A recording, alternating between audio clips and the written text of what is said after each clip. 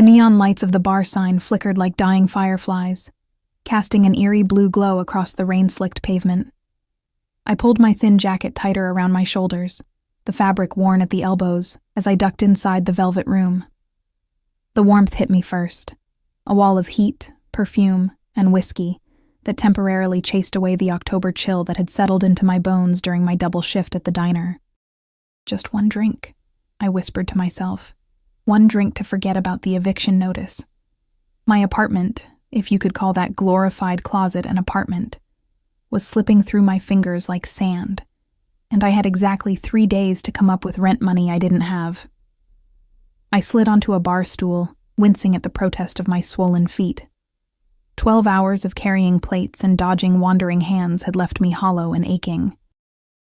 The bartender, a woman with a tight ponytail and tired eyes that matched my own, gave me a nod of recognition. "Rough night, Ellie?" she asked, already reaching for a bottle of the house red. "Rough month," I corrected with a half-smile that felt more like a grimace. "The usual, please." The wine wasn't good, but it was cheap, and cheap was all I could afford. As she poured, I caught a glimpse of myself in the mirrored wall behind the bar. My dark hair had escaped from its once neat bun, strands framing my pale face like a mourning veil. Purple shadows pooled beneath my eyes, deepened by the bar's dim lighting. I looked as fragile as I felt. A ghost of the confident girl who'd moved to the city with dreams of finishing her art degree. That girl seemed like a stranger now, buried beneath the weight of student loans, a dead-end job, and the still raw grief of losing Dad 6 months ago. The medical bills had swallowed every penny of savings, leaving me with nothing but his old watch and a mountain of debt. I took a sip of wine, letting the tart liquid coat my tongue. The velvet room was busier than usual for a Wednesday night. In the corner, a jazz quartet played something low and melancholy, the saxophone wailing like it knew exactly how I felt. I closed my eyes, letting the music wash over me, a momentary escape from reality. "Hey there, beautiful." The voice, slurred and too close, yanked me back to the present. A man had materialized beside me, invading my space with the stench of too many beers. "Why so serious? Let me buy you a real drink." I kept my eyes on my glass. "No, thank you. I'm fine with this." He slid closer, his thigh pressing against mine. "Come on, don't be like that. Pretty girl like you shouldn't drink alone." My stomach knotted with a familiar dread. I'd dealt with enough drunks at the diner to know that neither politeness nor firmness would deter him. I edged away, but he followed, his meaty hand landing heavily on my shoulder. "I said I'm fine," I repeated, louder this time, shrugging off his touch. His fingers dug in harder. "Playing hard to get, huh? I like that." The bartender shot me a concerned look. But before she could intervene, the drunk man's grip tightened painfully on my arm, pulling me halfway off the stool. My wine glass toppled, spreading like a bloodstain across the polished wood. "Let me go," I snapped, fear and anger colliding in my chest as I tried to twist free. "You heard the lady." The voice came from somewhere behind us, quiet, but with an edge that cut through the noise of the bar like a blade through silk. "She's not interested." The drunk man spun around, dragging me with him. "Mind your own business, pal. This is between me and—" His words died in his throat. The crowd had parted like the Red Sea, creating a clear path for the man who stood watching us. Even in my panicked state, I felt the air shift, a sudden drop in pressure, as if a storm had rolled in without warning. He wasn't particularly tall, but he commanded the space with an authority that seemed to expand beyond his physical form. His suit was impeccably tailored, the charcoal fabric emphasizing broad shoulders that tapered to a lean waist. Italian, if I had to guess, and worth more than I'd make in 6 months. His dark hair was swept back from a face that belonged on ancient Roman coins, all sharp angles and perfect symmetry. But it was his eyes that rooted me to the spot. Glacial blue, assessing the situation with calculated precision. He wasn't alone. 2 men flanked him like shadows, their expressions blank, hands hovering near the bulges beneath their jackets that were unmistakably guns. My breath caught in my throat as recognition dawned slowly. I'd seen his face before, on the local news, always carefully framed as alleged or suspected, when they discussed the Castellano crime family that controlled the city's east side. Dante Castellano, the name whispered in the diner when waitresses traded stories about which restaurants were fronts, which businesses paid protection money. I was just having some fun, the drunk man stammered, his grip on my arm loosening. No harm done. Dante's gaze shifted to me for a split second, taking in my disheveled appearance, the spilled wine, my trembling hand. Something flashed in those cold eyes. Not quite concern, but a focused intensity that made my skin prickle. His voice, when it came again, was deceptively soft. Don't touch her. 3 words. That's all it took. No shouting, no threats. Just 3 words delivered with such quiet certainty that they landed like physical blows.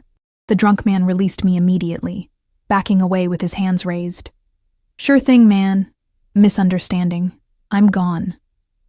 He stumbled through the crowd, nearly tripping over himself in his haste to escape.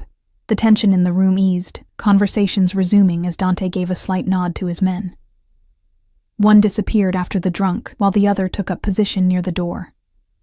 I rubbed my arm where fingerprints were already blooming into bruises, suddenly aware of how exposed I felt.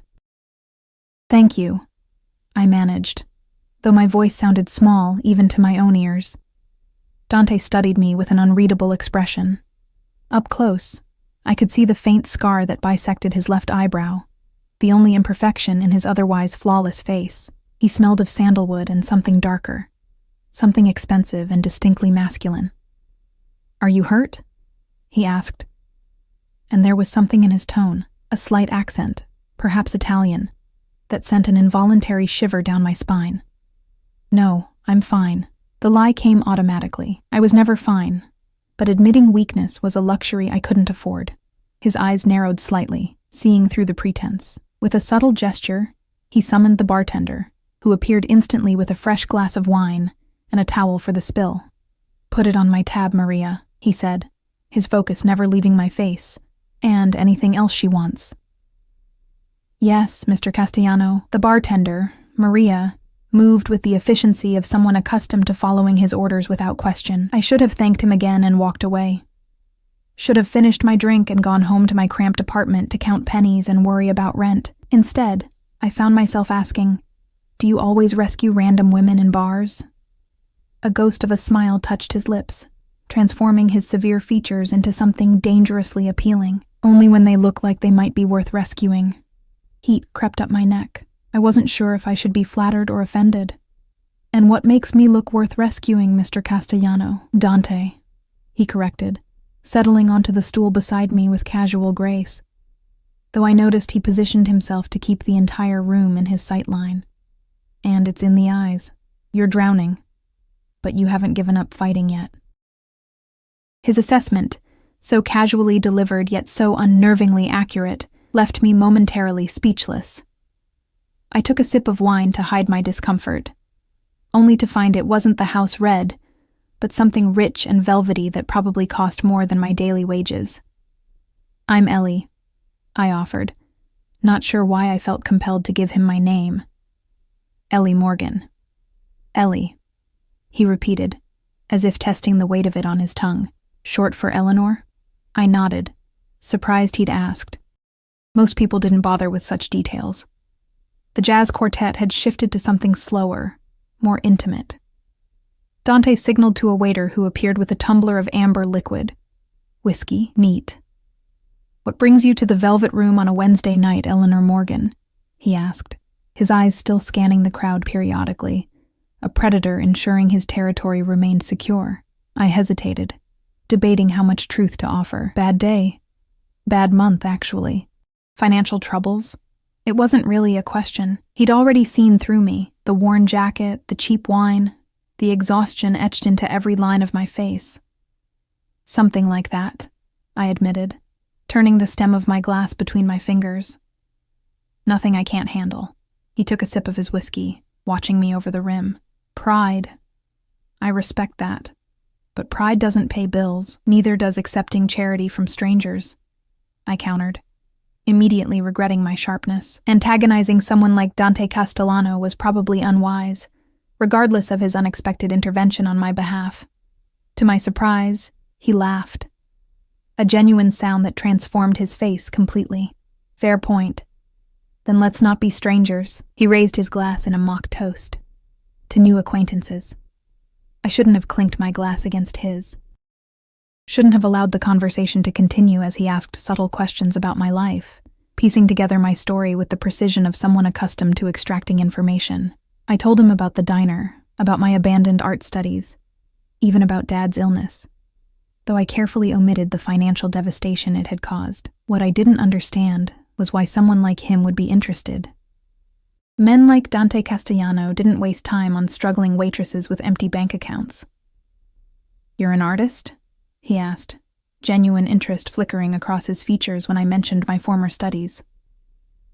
"Was," I corrected, a familiar pang of loss squeezing my chest. "Had to drop out in my final year." "What medium?" "Mixed.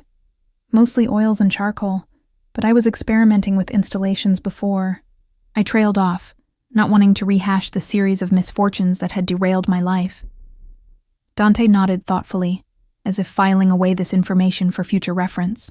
"I collect art," he said simply. "Perhaps I'll show you my gallery sometime." The casual invitation hung in the air between us, a dangerous possibility that I knew I should decline. Yet something about him held me captive, a mixture of curiosity and an awareness that had nothing to do with his reputation, and everything to do with the way his presence seemed to electrify the very air around him. I was saved from responding by the return of his guard, who leaned in to whisper something in Dante's ear. His expression hardened momentarily, before he nodded and stood. "Business calls," he said, finishing his whiskey in one smooth motion. "A pleasure meeting you, Eleanor Morgan." Relief and disappointment battled within me as he prepared to leave. This strange interlude would end, and I'd return to my regular life of endless worry. But then he reached into his jacket and withdrew a sleek business card, placing it on the bar beside my glass. "My private number," he said, his voice lower now, meant only for me. "If you find yourself in trouble again." His fingers brushed mine as he pushed the card closer, the brief contact sending an inexplicable current up my arm. "I can handle myself," I said, though we both knew it wasn't entirely true. That ghost of a smile returned. "I don't doubt it, but everyone needs help occasionally." He gestured to Maria. "She'll make sure you get home safely." Before I could protest that I didn't need an escort, he added, "The man from earlier left, but he has friends. Indulge me in this small precaution." With that, he turned and walked away, his guards falling into step beside him. The crowd parted again, conversations dimming as he passed. At the door, he paused and glanced back at me, our eyes locking across the room for one electric moment before he disappeared into the night. I stared at the business card, heavy stock, minimalist design, just his name and a phone number embossed in silver. The rational part of my brain screamed to leave it behind, to forget this encounter and the dangerous man with ice blue eyes. Instead, I slipped it into my pocket, a weight against my hip that felt simultaneously like a lifeline and a trap. What I didn't know then, couldn't have known, was that this chance encounter would spiral into something I could never have anticipated, that within 24 hours my life would implode in ways I couldn't imagine, that the business card burning a hole in my pocket would become both my salvation and my undoing. Maria returned with my jacket. "Ready to go, honey? Mr. Castellano arranged for a car." I nodded, suddenly bone-tired and overwhelmed. As I followed her toward the exit, I felt the weight of unseen eyes on my back. Something told me that walking out of the velvet room wouldn't be the end of my interaction with Dante Castellano. I was right. It was only the beginning. Sleep eluded me that night. I tossed and turned in my tiny studio apartment, replaying the encounter at the bar. Every time I closed my eyes, I saw Dante Castellano's face. Those piercing blue eyes that seemed to look straight through me, the controlled power in his stance. The way the entire room had bent to his will with just 3 words. Dawn was breaking when I finally gave up on sleep. The morning light filtered through my threadbare curtains, illuminating the stack of bills on my kitchen counter. The eviction notice sat on top, its threat now 3 days from becoming reality. I made a cup of instant coffee and pulled out my waitressing uniform, wincing at the coffee stain I hadn't been able to remove. As I dressed, my fingers brushed against Dante's business card, still in the pocket of my jacket. I pulled it out, running my thumb over the embossed lettering. In the harsh morning light, last night's encounter felt surreal, like something from a movie, not my mundane life of double shifts and mounting debt. I tucked the card into my wallet, telling myself I was keeping it only as a souvenir of a strange night. I would never call him. Men like Dante Castellano didn't help people like me without expecting something in return, and I had nothing left to give. The diner was busier than usual for a Thursday morning. I moved on autopilot between tables, pouring coffee and delivering plates of greasy breakfast food. My manager, Tony, watched me with narrowed eyes as I fumbled an order, my sleep-deprived brain struggling to keep up.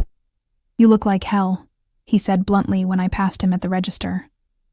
"Thanks for noticing," I muttered, punching in an order. "Got rent sorted yet?" Tony knew my situation. He'd overheard me begging my landlord for an extension last week when the man had cornered me outside the diner. I shook my head, throat tight. "Working on it," Tony sighed, scratching his stubbled chin. "Look, I'd help if I could, but business is slow and—" "It's fine." I cut him off, not wanting his pity. "I'll figure something out." The bell above the door jingled, and I turned, grateful for the distraction. My heart dropped into my stomach. Mike Reeves, my ex-boyfriend, and the reason for half my financial troubles, swaggered in, flanked by two of his usual cronies. He spotted me immediately, his lips curving into a smile that once made my knees weak but now made my skin crawl. Well, he drawled, sliding into a booth in my section, "if it isn't my favorite waitress." I approached his table with dread coiling in my gut. "What can I get you?" I asked, keeping my voice professionally detached. Mike leaned back, his eyes traveling lazily down my body. "You're looking rough, Elle. Life's been hard without me, huh?" His friend snickered. I tightened my grip on my order pad, refusing to take the bait. Mike and I had dated for 8 months. 8 months during which he'd borrowed my credit card, racked up debt in my name, and disappeared when Dad got sick. I'd been too overwhelmed with hospital visits to press charges, and by the time I'd discovered the extent of the damage, it was too late. "Just coffee," Mike said when I didn't respond to his taunt. "And maybe a little information." He lowered his voice, leaning forward. "Word is you were getting cozy with Dante Castellano last night at the Velvet Room." My blood turned to ice. "I don't know what you're talking about. Don't play dumb, Elle. Small city, people talk." His eyes hardened. "Castellano's dangerous, not the kind of man you want to get mixed up with." "Like you care," I hissed, anger momentarily overriding caution. "Maybe I do." He grabbed my wrist, his grip tight enough to make me wince. "Maybe I'm not done with you yet." I yanked my arm free, heart pounding. "I'll get your coffee." In the kitchen, I leaned against the wall, trying to steady my breathing. Mike's presence was the last thing I needed today. He was connected enough to know about Dante, which meant he was still involved with the wrong crowd. The crowd that had gotten him, and by extension me, into trouble in the first place. I returned with 3 cups of coffee, setting them down without meeting Mike's eyes. "So what did Castellano want with you?" Mike persisted, his tone casual, but his eyes sharp. "Nothing. He was just being polite," I lied, aware that every word was dangerous. If Mike was asking, he had a reason, and it couldn't be good. "Castellano isn't polite to nobodies without a reason, Elle," Mike snorted. "Did he offer you a job? Is that it?" I froze. "What kind of job?" Mike exchanged glances with his friends. "The kind that pays well but costs everything." He took a sip of coffee. "You should stay away from him. He's got a reputation." "So I've heard," I murmured, thinking of the guards with their concealed weapons, the way the entire bar had deferred to Dante's presence. "Listen."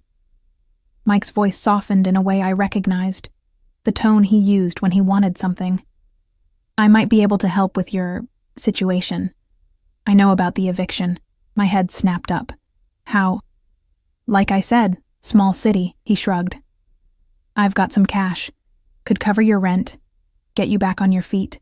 The offer dangled before me like a mirage in a desert. "What's the catch?" No catch. Just a small favor.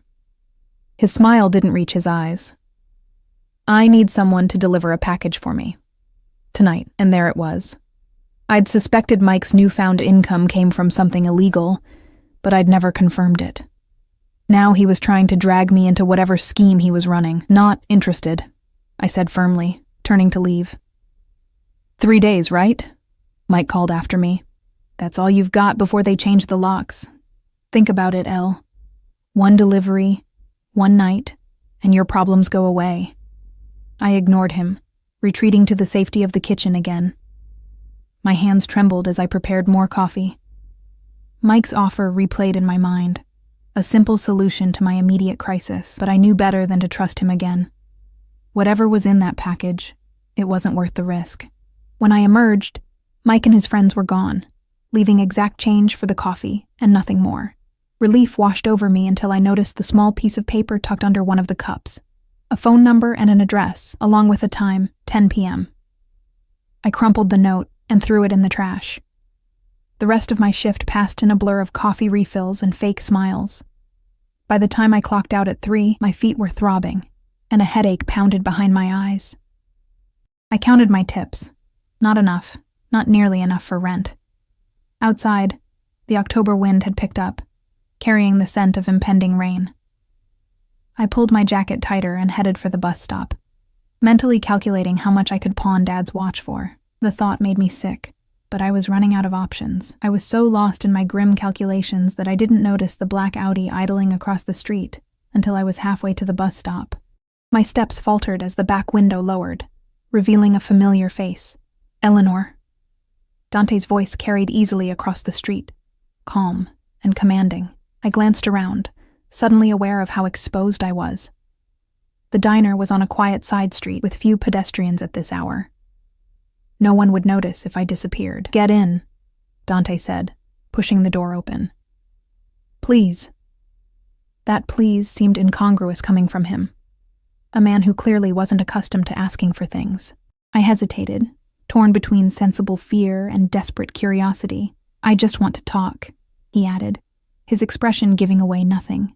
I thought of my empty apartment, the eviction notice, Mike's ominous offer. What did I have to lose, really? I crossed the street slowly, hyper-aware of the way Dante watched my approach. His driver, a broad-shouldered man with a face like granite, stared straight ahead, while another guard stood nearby, scanning the area with vigilant eyes. This is becoming a habit, I said, as I slid into the back seat, trying to mask my nervousness with bravado. Rescuing me from my very ordinary life. The corner of Dante's mouth lifted slightly. Is that what I'm doing? Up close, in the filtered daylight. He was even more striking than he had been in the dimly lit bar. His suit today was navy, the fabric so fine it seemed to absorb light. A platinum watch gleamed at his wrist, understated but undoubtedly worth more than everything I owned. The door closed with a soft click, and the car pulled smoothly away from the curb. I became acutely aware of the intimacy of our surroundings. The supple leather seats, the privacy partition separating us from the driver, the subtle scent of Dante's cologne. Where are we going? I asked, watching familiar streets slip past the tinted windows. My office, Dante replied, studying me with that same intense focus from the night before. I have a proposition for you. My pulse jumped. What kind of proposition? A legitimate one, he said as if reading my thoughts. You need money. I need someone with your particular skills. I raised an eyebrow, skepticism overriding nervousness. My skills as a waitress? Your skills as an artist. The statement caught me off guard. I'd mentioned my former studies briefly last night, but I hadn't expected him to remember, much less consider them valuable. I haven't painted in over a year, I admitted, and I never finished my degree. Dante waved a dismissive hand.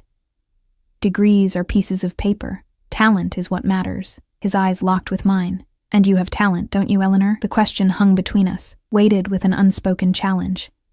I thought of my abandoned canvases, stored in my apartment's tiny closet, gathering dust while I served pancakes and coffee to make ends meet.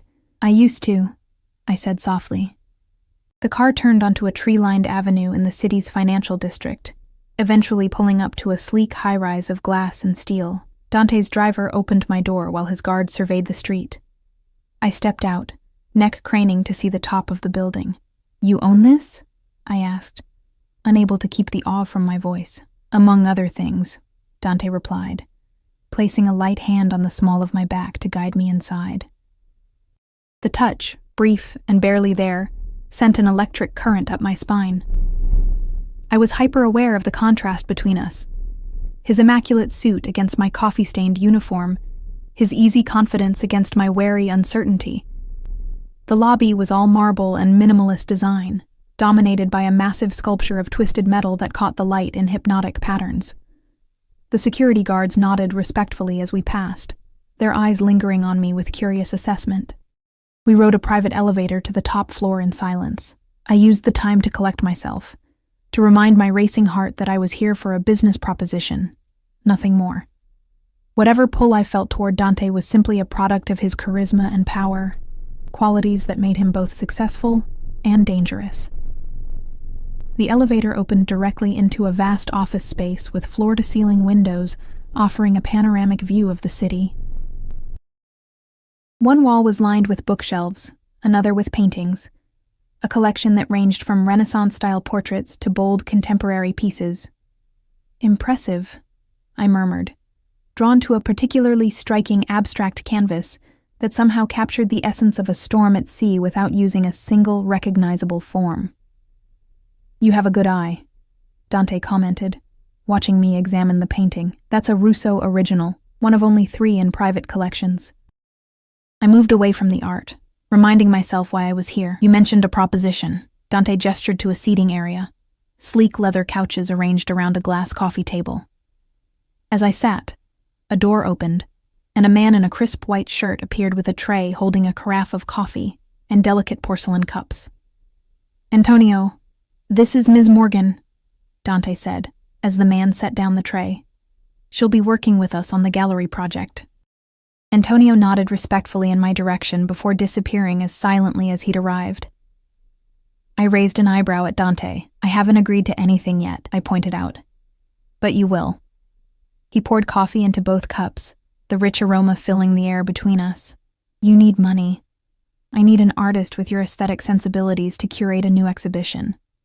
I accepted the cup he offered, our fingers brushing briefly. "Why me? You must know dozens of established artists and curators." "I do," he acknowledged, settling back on the couch across from me. "But they lack your unique perspective." "My perspective as a struggling waitress?" I couldn't keep the bitter edge from my voice.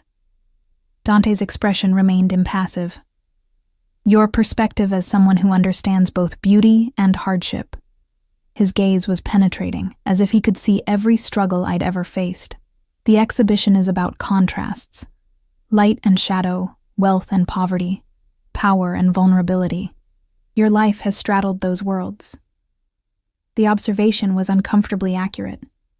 Before Dad's illness, before the financial collapse, I'd moved in artistic circles, had even shown my work in small galleries. Now I lived hand to mouth, a ghost of my former self. "What exactly would this job involve?" I asked, curiosity winning over caution. "Initial curation of pieces for the exhibition, some original artwork of your own, and oversight of the installation," Dante explained. "The exhibition opens in 6 weeks at the Meridian Gallery." I nearly choked on my coffee. The Meridian was one of the most prestigious contemporary art spaces in the city, the kind of venue that launched careers. "That's ambitious," I managed. "I don't do things by half measures, Eleanor." A ghost of a smile touched his lips. "The compensation would be substantial, enough to solve your immediate housing concerns and provide stability while you work." My heart raced at the prospect. It was everything I'd once dreamed of. A chance to return to the art world, to create again instead of just surviving. "And what do you get out of this?" I asked, because nothing this good came without strings. Dante set down his coffee cup, his movements deliberate and precise. "Legitimacy. The art world opens doors that would otherwise remain closed to me, regardless of my financial resources." He leaned forward slightly. "Your talent, combined with my connections, creates a mutually beneficial arrangement." The unspoken subtext was clear. A man with his reputation needed legitimate business ventures to sanitize his more questionable activities. I would be part of that facade. "I don't know anything about your other businesses," I said carefully, "and I don't want to." "Smart girl." Dante's approval was evident in his tone. "The gallery project is entirely legitimate. Your involvement would be strictly professional and above board." I wanted to believe him, wanted desperately to accept this lifeline he was offering, but Mike's warning echoed in my mind, along with everything I'd ever heard about the Castellano family. "I need to think about it," I said, setting down my cup with a hand that wasn't quite steady. Dante nodded, unsurprised. "Of course." He reached into his jacket and withdrew an envelope, placing it on the table between us. "A good faith advance. Regardless of your decision." I stared at the envelope, understanding instinctively that it contained enough money to cover my rent with some despair. Pride warred with necessity in my chest. "I can't accept that without agreeing to the job," I said, though the words cost me dearly. Something flashed in Dante's eyes. Surprise, perhaps, or respect. "The advance is unconditional, Eleanor. Consider it compensation for your time today." Before I could respond, his phone vibrated. He checked the screen, his expression hardening momentarily before he returned to that inscrutable calm. "I have another meeting," he said, rising smoothly. "Take the weekend to consider my offer. Antonio will show you out and arrange transportation." I stood as well, suddenly aware of how rumpled my uniform looked compared to his pristine suit. "Thank you for the opportunity," I said formally, unsure how else to respond to this surreal situation. Dante stepped closer, close enough that I could feel the heat radiating from his body. "One more thing," he said, his voice dropping to a register that seemed to bypass my ears and go straight to my core. "Stay away from Mike Reeves," my breath caught. "How did you—" "I make it my business to know who enters my territory," Dante said simply. "Reeves is involved in matters that will soon become problematic for him. Whatever he offered you today, decline it." A chill ran through me at the certainty in his voice, the absolute knowledge that seemed to confirm my worst suspicions about Mike's activities. "He offered me money to deliver a package," I admitted, not sure why I was telling Dante this, except that his warning had shaken me. Dante's jaw tightened almost imperceptibly. That would have been a grave mistake. His hand moved to my face, one finger lifting my chin so I had no choice but to meet his gaze. "Promise me you'll refuse." It wasn't a request. The gentle touch belied the steel in his voice, the command that expected only obedience. "I already did," I whispered, hyper-aware of his finger against my skin, the slight callus that suggested his hands weren't as soft as his lifestyle might indicate. "Good." He released me, stepping back. "I'll expect your answer about the gallery position by Monday." As I followed Antonio to the elevator, envelope clutched in my hand, I felt Dante's eyes on my back, assessing, calculating, seeing more than I wanted him to see. Only when the elevator doors closed did I allow myself to exhale, my heart pounding like I'd run a marathon. In the soft lighting of the descending elevator, I opened the envelope. 5 crisp $100 bills stared back at me, along with a business card for the Meridian Gallery and a handwritten note. "Your talent deserves a canvas worthy of it. DC." The car that waited for me was different from the one that had brought me, smaller, less ostentatious, but still sleek and expensive. As the driver pulled away from the curb, I gazed back at the towering building, wondering if Dante was watching from his wall of windows. I just stepped into a world I didn't understand, made a connection with a man whose very name was whispered with fear and respect. Every instinct told me to walk away, to return the money and forget about Dante Castellano and his tempting offer. Instead, I clutched the envelope tighter, feeling for the first time in months that I might have a future beyond endless diner shifts and mounting bills. What I didn't realize was that accepting Dante's help, even temporarily, had already set events in motion that would change my life forever and put me directly in the path of dangers I couldn't yet imagine. Friday morning dawned with a strange sense of possibility I hadn't felt in months. The envelope with Dante's money sat on my kitchen counter, a tangible reminder that yesterday's encounter hadn't been a dream. I'd paid a visit to my landlord last night, watching the suspicion in his eyes fade as I handed over the cash for my overdue rent. For the first time in weeks, I'd slept without the weight of impending homelessness pressing down on me. I had the day off from the diner, a rare luxury I usually spent picking up odd jobs to make ends meet. Today, though, I found myself drawn to the closet where I'd stashed my art supplies. The canvases were dusty, the paints likely dried out, but I felt an itch in my fingers I hadn't experienced in too long. As I pulled out my old portfolio, my phone buzzed with a text from an unknown number. The Meridian Gallery, 2 p.m. Car will collect you at 1:30. DC. My heart skipped. I hadn't given Dante my number, which meant he'd gone to some effort to find it. The thought should have alarmed me, but instead, I felt a thrill of anticipation. He was offering me a glimpse of the life I'd abandoned. A life where art mattered, where creativity wasn't a luxury I couldn't afford. I spent the morning poring over my old sketches and half-finished canvases, reacquainting myself with the artist I used to be. By the time I showered and changed into the nicest outfit I owned, a simple black dress that had somehow survived multiple moves and financial purges, it was nearly time for my pickup. The car arrived precisely at 1:30, a sleek sedan with tinted windows. The driver was different from yesterday, but he had the same vigilant demeanor, eyes constantly scanning our surroundings as he held the door for me. "Mr. Castellano sends his apologies," he said as we pulled away from my apartment building. "He's been delayed, but will join you at the gallery shortly." I nodded, a mixture of relief and disappointment flooding through me. Relief because Dante's presence was overwhelming in ways I wasn't ready to examine. Disappointment because part of me had been looking forward to seeing him again.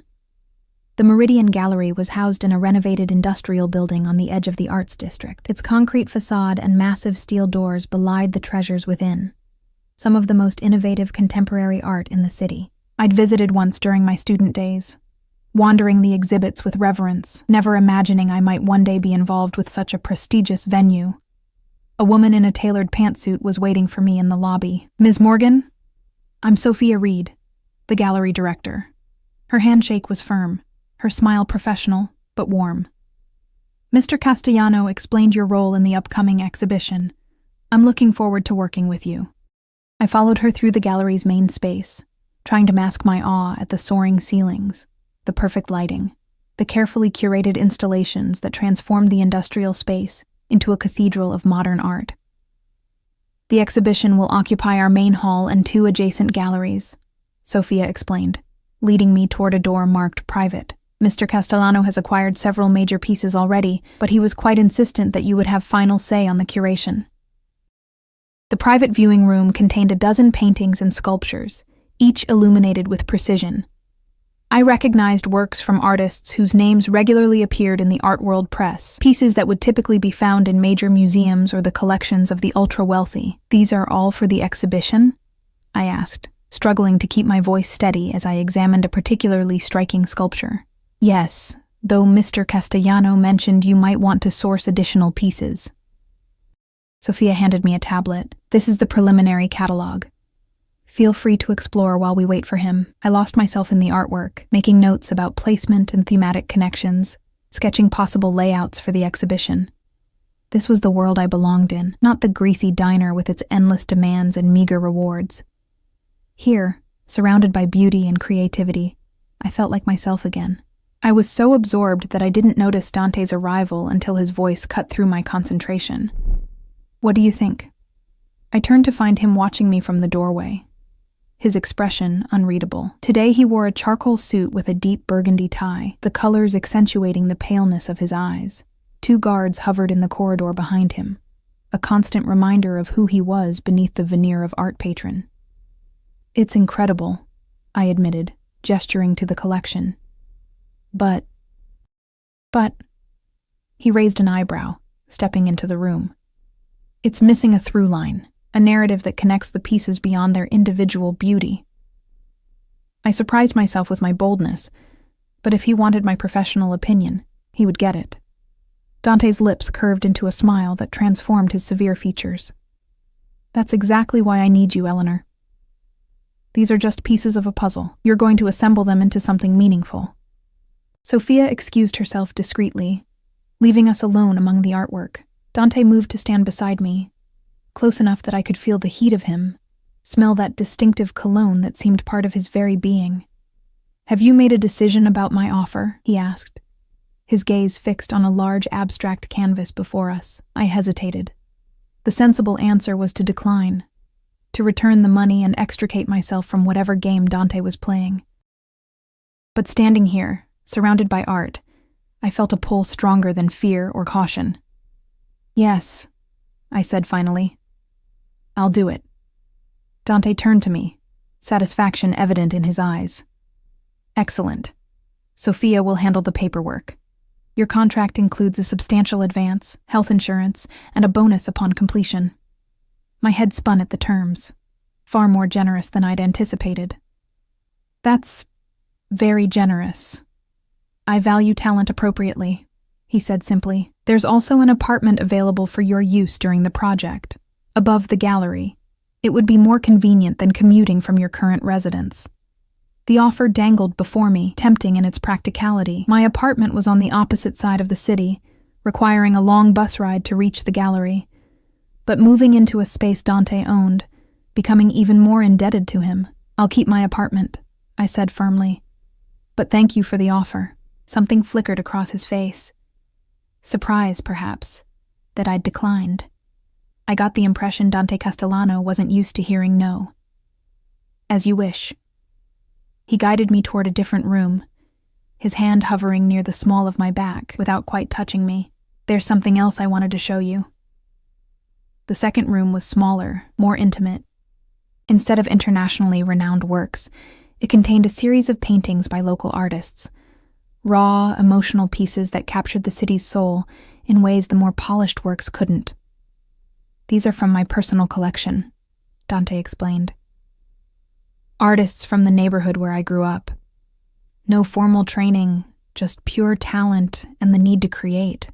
I studied the paintings with growing admiration. They lacked technical refinement, but made up for it with visceral emotional impact, scenes of urban decay, alongside moments of unexpected beauty, despair coexisting with defiance. "They're perfect," I breathed. "This is what the exhibition needs, the counterpoint to those established works, the shadow to their light." Dante watched me intently. "I was hoping you'd see it that way." Our eyes met, and something unspoken passed between us. A shared understanding of the power of contrasts, of beauty emerging from darkness. For a moment I forgot who he was, what he represented. I saw only a man who understood art the way I did, who recognized the value in overlooked talent. The spell broke when his phone vibrated. He checked it with a frown, muttering something in Italian that sounded like a curse. "Business," he said, his voice cooling. "I'm afraid I need to cut this short. Sophia will finalize the details with you."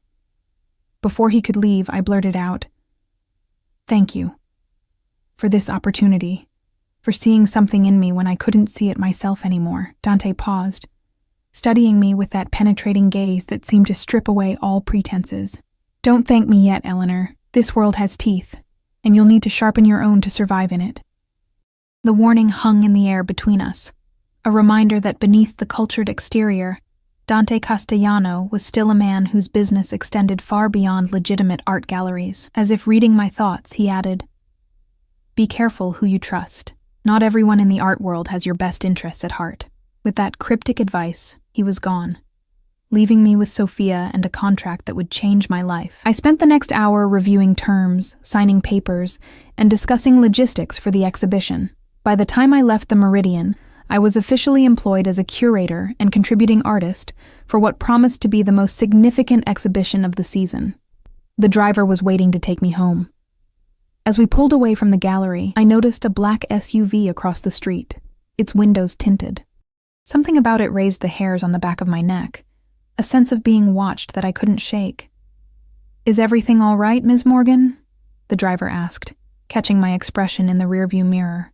"Yes," I said, trying to sound confident, "just tired." But as we turned the corner, I glanced back to see the SUV pulling into traffic behind us. My instincts screamed that something wasn't right, that I'd stepped into currents deeper and more dangerous than I'd imagined. Back in my apartment, I locked the door and leaned against it, heart racing. The afternoon's excitement had curdled into anxiety. What had I gotten myself into? Dante's world was one of power and privilege. Yes, but also one of hidden dangers and unspoken threats. As if summoned by my thoughts, my phone buzzed with a text. Heard you took a job with Castellano. Bad move, Elle. We need to talk. Mike. I stared at the message, dread pooling in my stomach. Mike's sudden reappearance in my life, coinciding with Dante's interest in me, couldn't be coincidence. There was a connection I was missing, something that made me more valuable to both men than I should be. Another text followed before I could respond. Dinner tomorrow. 7 p.m. Giovanni's. Don't make me come find you. The threat was thinly veiled, typical of Mike's manipulative tactics. I should ignore him, block his number, maybe even tell Dante about the continued harassment. But something held me back, a nagging suspicion that Mike knew something important, something that might explain why a man like Dante Castellano would pluck a struggling waitress from obscurity. As darkness fell outside my window, I made a decision. I would meet Mike, hear what he had to say, but on my terms. Knowledge was power, and right now, I felt powerless in a game whose rules I didn't understand. Saturday evening found me standing outside Giovanni's, a small Italian restaurant tucked between a laundromat and a bodega. It was far from the upscale establishments I now associated with Dante, but it had been one of Mike's favorite haunts during our relationship. Neutral ground where he conducted his vague business meetings. I'd spent the day alternating between excitement about my new position and anxiety about this meeting. Against my better judgment, I'd agreed to see Mike, driven by a need to understand why he was so interested in my connection to Dante. I'd dressed carefully in black jeans and a dark blue blouse, casual enough to downplay the importance of the meeting, but nice enough to armor myself with confidence. Taking a deep breath, I pushed open the door. The restaurant was dimly lit, the air heavy with garlic and simmering tomato sauce. Mike was already there, nursing a beer in a corner booth. He straightened when he saw me, a familiar smile spreading across his face. You came, he said as I slid into the seat across from him. You didn't leave me much choice, I replied coolly. What do you want, Mike? He signaled for the waiter, ordering another beer for himself and a glass of wine for me without asking what I wanted. A small power play I recognized from our relationship, always straight to the point, he chuckled. That's what I liked about you, Elle. No bullshit. I resisted the urge to point out that no bullshit hadn't been enough to keep him honest or faithful during our time together. I'm not here for a trip down memory lane. Mike's smile faded. Fine. Let's talk about your new employer. He leaned forward, lowering his voice. Do you have any idea what you've gotten yourself into? I'm curating an art exhibition, I said, keeping my voice steady. It's a legitimate job at a respected gallery. Sure, and Castellano is just a legitimate businessman, Mike scoffed. Wake up, Ellie. The gallery is a front, a way to launder money and build connections with the city's elite. The waiter returned with our drinks, temporarily halting the conversation. I took a sip of wine to steady my nerves, unwilling to let Mike see how his words affected me. Even if that's true, I said when we were alone again. The job is real. The art is real. For now. Mike's eyes hardened. But sooner or later, he'll ask for something else, something that crosses lines you never thought you'd cross. A chill ran down my spine. You sound like you know him personally. I know enough. Mike drained half his beer in one swallow. I know he doesn't take an interest in random waitresses without a reason. What does he really want from you, Elle?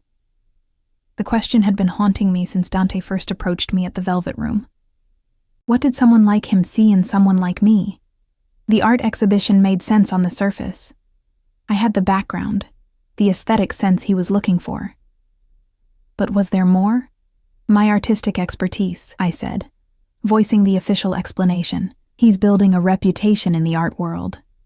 Mike laughed, the sound sharp and without humor. Right. And I'm just a concerned ex-boyfriend with no ulterior motives. He reached across the table, his fingers brushing mine. Listen to me. You need to get out while you can. I withdrew my hand. Why do you care? We haven't spoken in months, and suddenly you're concerned about my career choices. Maybe I never stopped caring, he said, his voice softening in a way that once would have melted my defenses. Or maybe I know things about Castellano that would make your blood freeze. Then tell me, I challenged. If you know something specific, something I should be afraid of, tell me now. Mike glanced around the restaurant, his posture tense. Not here. But trust me when I say that Dante Castellano collects people like he collects art, for a specific purpose, and only for as long as they're useful. I thought of the paintings at the Meridian, the careful curation, the obvious value Dante placed on them. If he treated people the same way, was that such a terrible thing? You still haven't explained why you care, I pressed.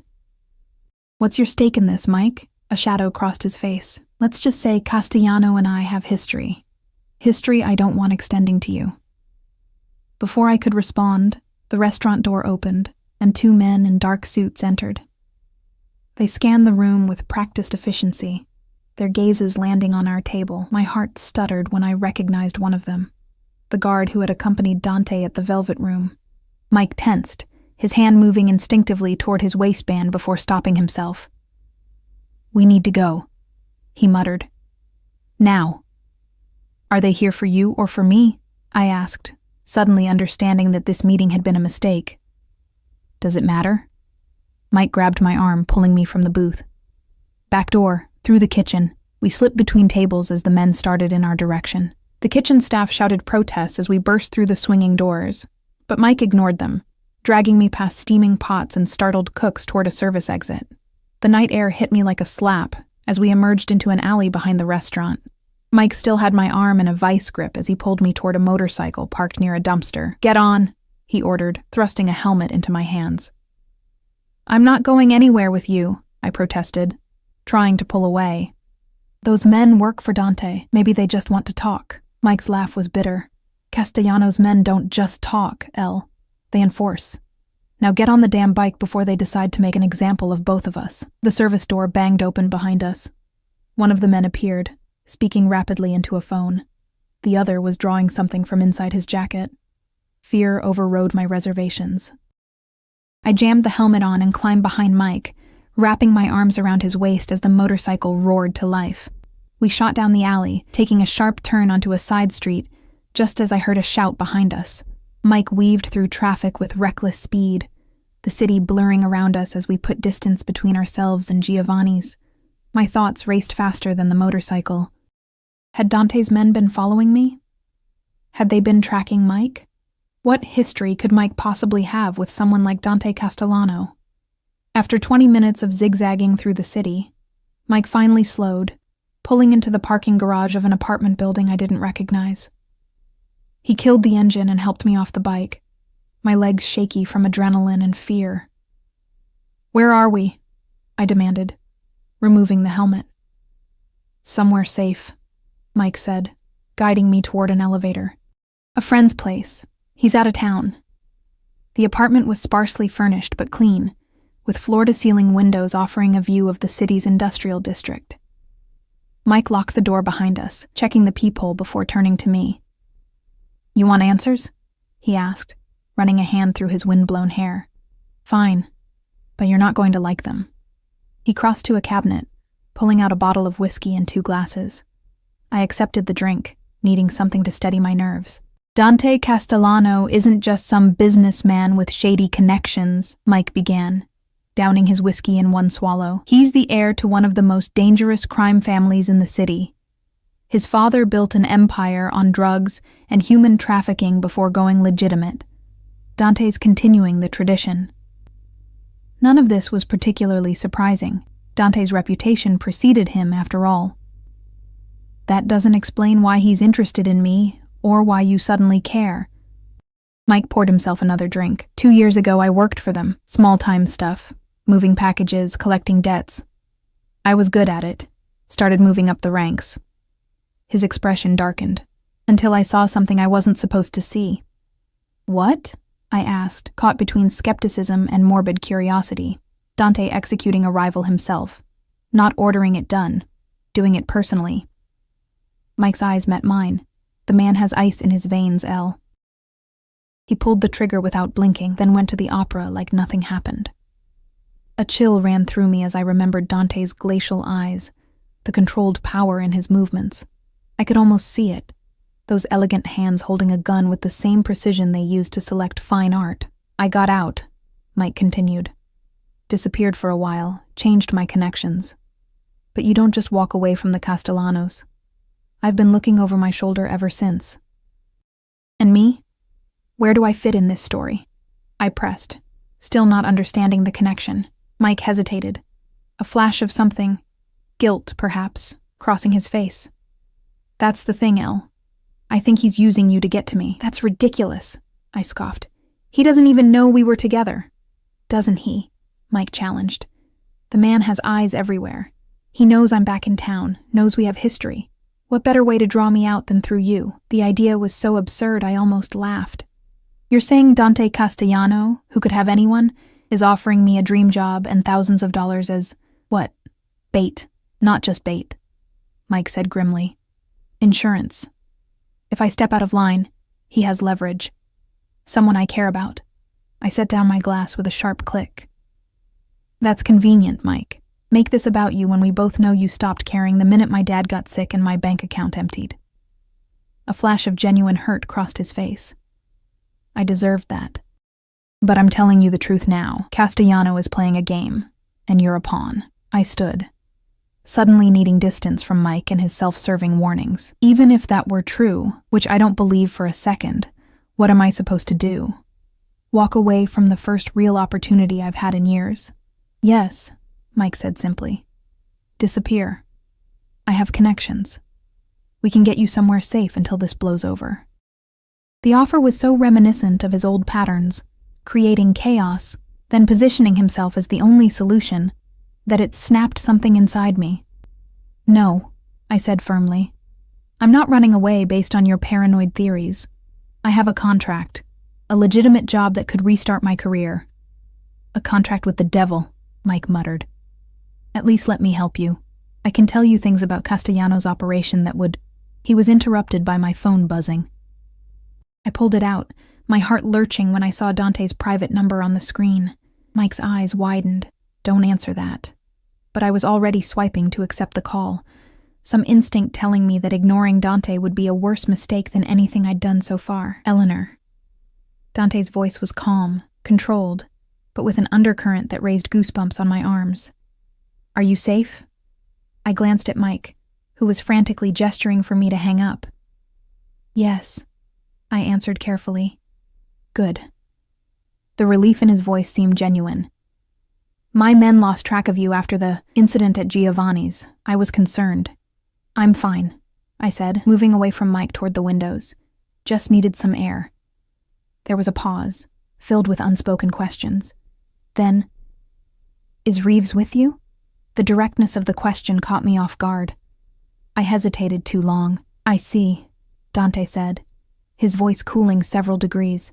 Eleanor, I need you to listen carefully. Mike Reeves is not who you think he is. He's involved in a situation that could become very dangerous, very quickly, for both of you. Mike was at my side now, trying to hear the conversation. I turned away. What situation? I asked. Not over the phone, Dante replied. I'm sending a car to bring you to me. We need to talk. Alone. I don't know where I am, I admitted. Some apartment building. I can try to find an address. No need. Your phone's GPS is active. The car will be there in 15 minutes. There was another pause. Eleanor. Be careful until then. The call ended, leaving me staring at the screen. Mike was watching me with a mixture of anger and fear. You just signed our death warrants, he said hoarsely. Do you have any idea what he'll do when he finds us? But something in Dante's voice had struck me as genuine. The concern when he asked if I was safe. The relief when I confirmed I was unharmed. It didn't match the cold-blooded killer Mike had described. I'm going to meet him, I said, making my decision. I need to hear his side of this story. There won't be a story, just a funeral, Mike snapped. Fine. You want to walk into the lion's den? Go ahead, but don't expect me to join you.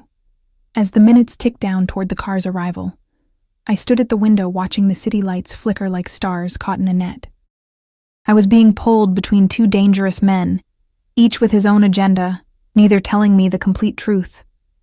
But at least with Dante, I had a contract, a purpose that went beyond being leverage or bait, and something in my gut, the same instinct that had guided my art, told me that despite everything, Dante Castellano was the devil I could trust. The sleek black car arrived exactly when Dante said it would. From the apartment window, I watched as it pulled up to the curb, its tinted windows reflecting the streetlights like obsidian mirrors. Two men emerged, one taking position by the vehicle, the other entering the building. My phone buzzed with a text, "We're here." Mike had retreated to the far side of the apartment, his face tight with anger and fear. "You're making a mistake, Elle," he said, his voice low and urgent. "Once you're in his world, there's no getting out." I gathered my purse, steeling myself for whatever came next. "I'm already in his world, Mike. At least I'm going in with my eyes open." "Are you?" He grabbed my arm as I headed for the door. "Or are you just seeing what you want to see? The powerful patron, the artistic opportunity. It's a pretty facade for something ugly." I pulled away from him. "Maybe. But right now, you're the one who dragged me into an alley and brought me to a strange apartment. Dante is offering me a ride and answers." "When you figure out what he really wants," Mike called after me, "don't say I didn't warn you." In the hallway, I found one of Dante's guards waiting by the elevator, the same stone-faced man who had been at the Velvet Room. He nodded respectfully. "Ms. Morgan, Mr. Castellano is waiting." The elevator ride and walk through the lobby passed in tense silence. Outside, the second guard opened the car door, scanning the street with vigilant eyes as I slid into the back seat. I wasn't prepared to find Dante himself inside, sitting with casual elegance in the dim interior. He wore a black cashmere sweater rather than his usual suit, the informal attire somehow making him look more dangerous rather than less. His eyes, when they met mine, were sharp with contained emotion. "Eleanor." My name and his voice carried a weight of unspoken questions. "Are you hurt?" "No," I said, settling into the leather seat as the car pulled smoothly away from the curb. "Just confused. And tired of being caught in the middle of something I don't understand." Dante studied me for a moment, his expression unreadable. Then he pressed a button, raising the privacy partition between us and the driver. "I owe you an explanation," he said, surprising me with his directness. "But first, I need to know exactly what Reeves told you." I hesitated, uncertain how much to reveal. Dante's gaze didn't waver, patient but expectant. "He said you're using me to get to him," I finally admitted. "That we have a history, and you're leveraging that somehow." A flash of something, anger, amusement, crossed Dante's face. "And you believed him?" "I don't know what to believe anymore," I said honestly. "A week ago, I was a waitress worried about eviction. Now I'm in a car with—" I gestured vaguely at him, at the luxury surrounding us. "With a criminal?" Dante supplied, his voice deceptively soft. "Is that what he called me?" "Among other things." I met his gaze directly. "He said you killed someone, that he witnessed it." Dante's expression didn't change, but something shifted in the air between us. A new tension, dangerous and electric. "And if I did?" he asked quietly. "Would that change your decision to work with me?" The question hung between us, loaded with implications. I should have been terrified, should have demanded to be let out of the car immediately. Instead, I found myself considering his question seriously. "It would depend," I said slowly, "on why you did it." A ghost of a smile touched his lips. A pragmatic answer. He leaned back, studying me with renewed interest. "You continue to surprise me, Eleanor Morgan." The car turned onto a street I didn't recognize, heading toward the waterfront. Outside the window, the city's gleaming towers gave way to converted warehouses and exclusive waterfront properties. "Your connection to Mike Reeves," Dante said after a moment, "is significant, but not in the way he suggested." "What do you mean?" "Reeves worked for my organization briefly. Low level, nothing important." Dante's tone was dismissive. "He was unremarkable except for one thing. He stole from me." I frowned. "Money?" Information. Dante's eyes hardened. Names of buyers, suppliers, routes, the kind of information that in the wrong hands gets people killed. The implication was clear. Mike hadn't been some innocent bystander who witnessed something terrible. He had been a traitor. He disappeared before I could address the situation. Dante continued. Resurfaced recently, working with a rival organization. Selling them not just my information, but my territory. And me? I pressed. Where do I fit in this? Dante was quiet for a moment, considering his words. I first became aware of you when your name appeared in Reeves' communications. He mentioned needing to check on his old girlfriend. I was curious. So you were using me to get to him, I said flatly, Mike's warning suddenly seeming more plausible. Initially, yes, Dante admitted, surprising me with his candor. I had you followed.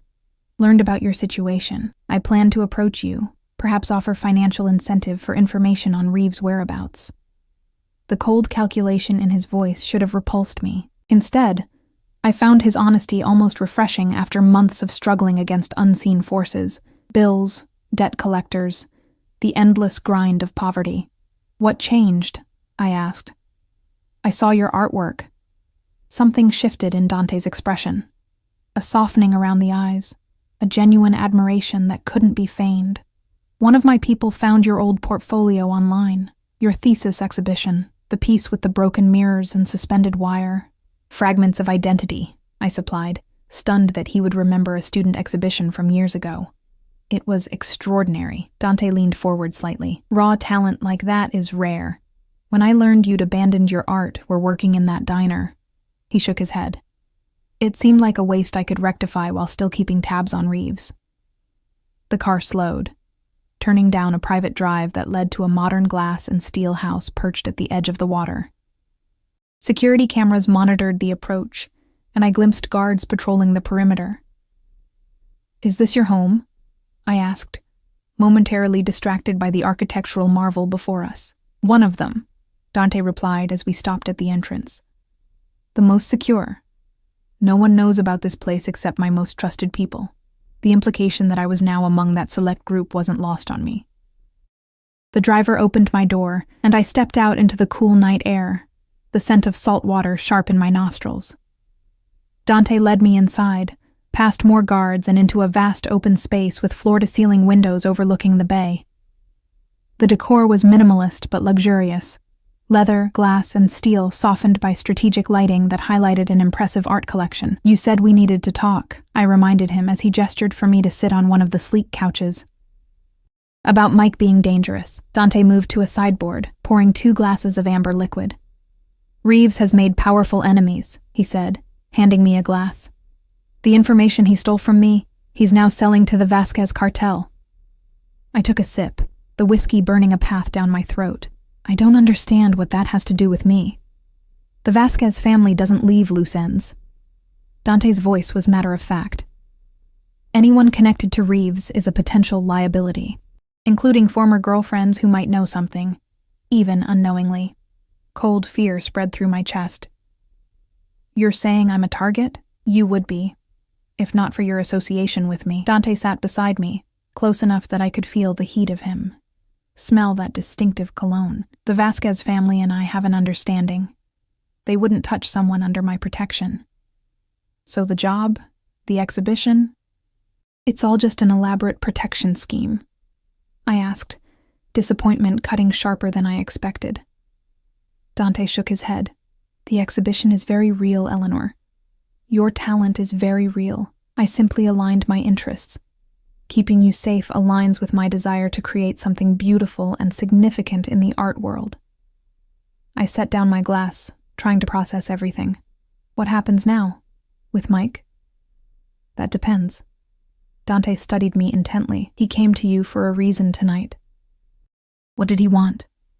I hesitated, wondering if sharing this information was betraying Mike or saving him, or myself.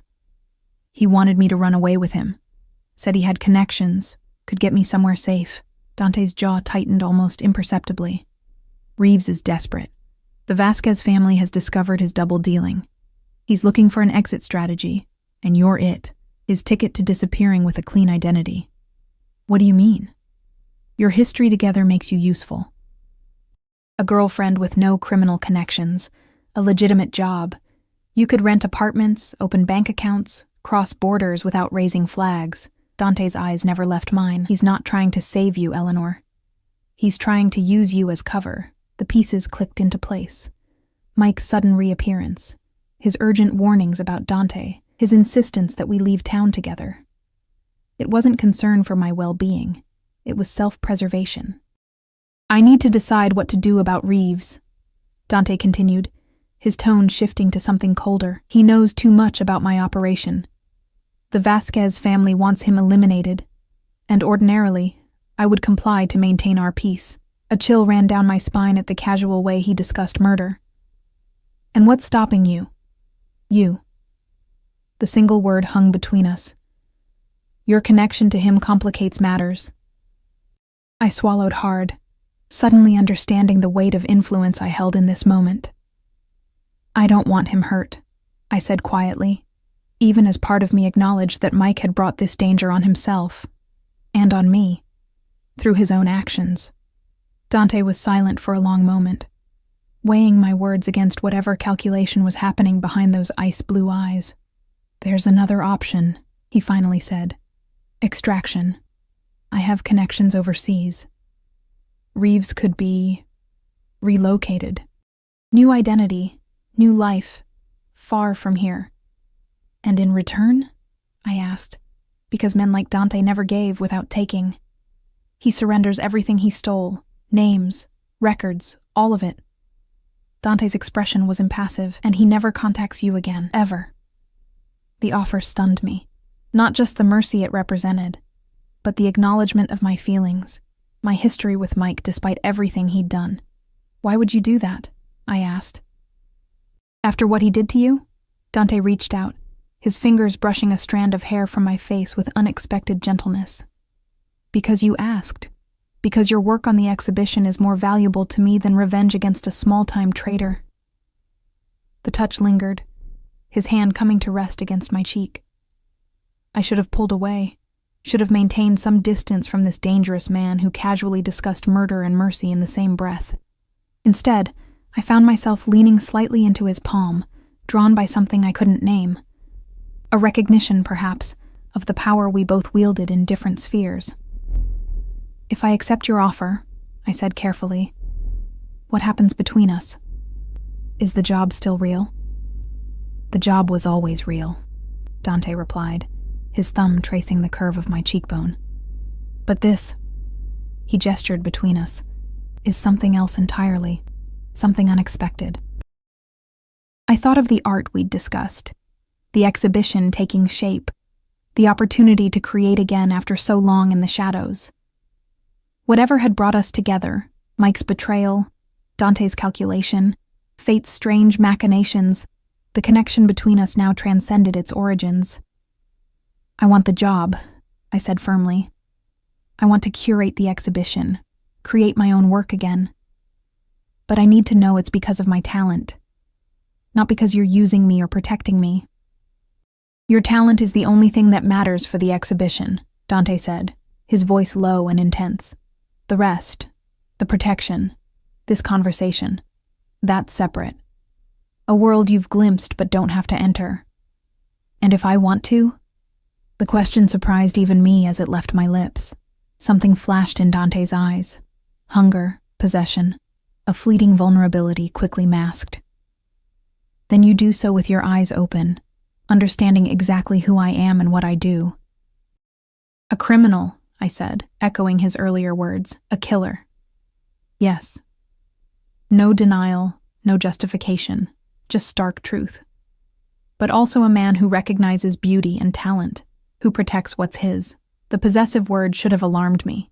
Instead, it sent a thrill of something dangerous and enticing down my spine. I'm not yours, I said, needing to establish this boundary even as I felt it crumbling. Dante's smile was slow, predatory. Not yet, he agreed. But you could be. By choice, not force. Never force. In that moment, looking into his eyes, I understood the decision before me. I could walk away.